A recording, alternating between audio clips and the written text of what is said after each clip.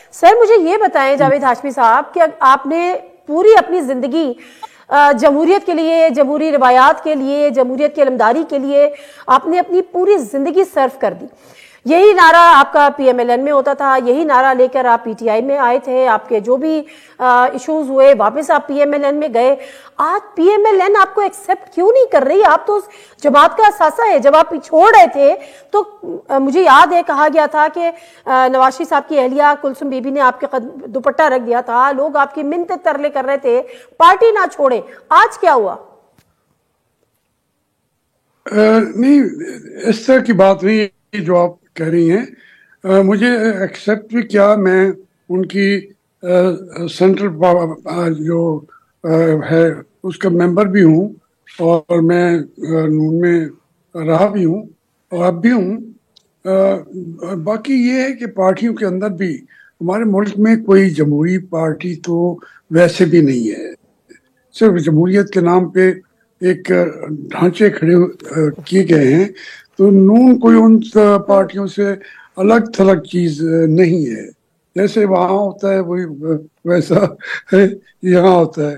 یہ ابھی اس طریقے سے دیکھیں جائے، وہ عمران خان کی پارٹی میں بھی میں رہا ہوں، وہاں جتنی جمہوریت ہے وہ میں بتا بھی نہیں سکتا.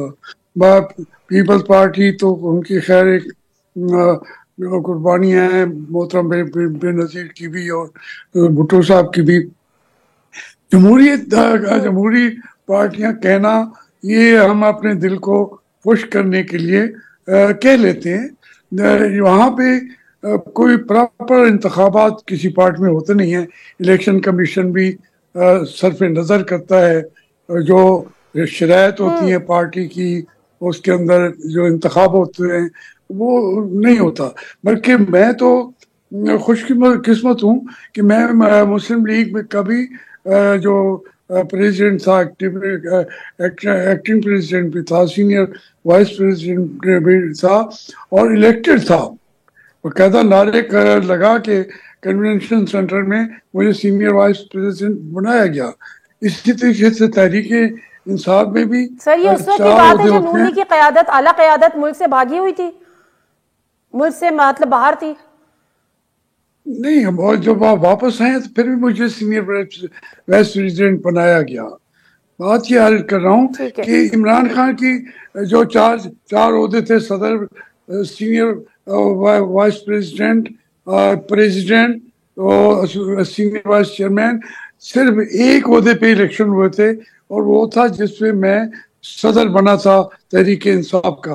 عمران خان بھی بلا مقابلہ ہو گئے، شاموس صاحب بھی بلا مقابلہ ہو گئے، اور میں صرف تھا جس نے کہا نہیں میں الیکشن لڑوں گا، اور اس کی وجہ سے میں بنا. جی تو اس لیے مجھے جاوید ہاشمی صاحب جی فرمائیے. کچھ میری اپنی بھی میرے میں کمی ہے، خرابی ہے پورے میرے اس کے. میں ان پارٹیوں سے ان باؤنڈریز کے اندر رہ کر بالکل محکوم میں رہ نہیں سکتا. میں بن جاتا ہوں اس وقت آئین کا محکوم اور بن جاتا ہوں پاکستان کا محکوم اور اپنی قوم کا محکوم. بس یہی آپ کی خرابی ہے سر، جو آپ کے لیے جو قابل قبول نہیں ہے. جو اصول پسند ہو اور اپرائٹ قسم کا بندہ ہو، اس کی ذرا ایکسیپٹنس کم ہو جاتی ہے.